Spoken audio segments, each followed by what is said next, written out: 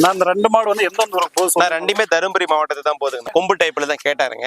கிளைமேட்டுக்கு அடாப்ஷன் ஆகிற மாதிரி கேட்டாருங்கன்னா, ஒவ்வொரு மாடு வந்து ஒரு 20 லிட்டர் கறக்கிற மாதிரிங்க, ஒரு 18 லிட்டர் கறந்தாலும் சரின்னாருங்கன்னா, ஒரு 2வது எலக்ட்ரிஷன் கேட்டாங்க. ஒரு பட்ஜெட் வைஸ்ல ஒரு HF பார்த்து எடுத்து கொடுத்துருக்கேன். விலை எப்படின்னா இருந்துச்சு இந்த வாரம்? விலைக்கு பரவாயில்லைங்க. இந்த வாரம் விலைக்கு இருந்துச்சுங்க. மாட்டுக்கு 10,000 இருந்து 20,000 வரைக்கும் கம்மியா இருந்துச்சுங்க.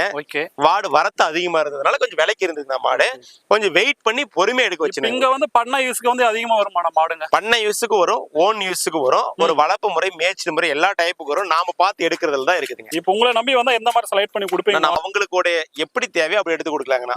ஒரு பண்ணை யூஸர்களுக்கு பண்ணை யூஸ் எடுத்து கொடுக்கலாம். ஒரு மேய்ச்சல் முறையாளர்களுக்கு மேய்ச்சல் முறை எடுத்து கொடுக்கலாங்கண்ணா.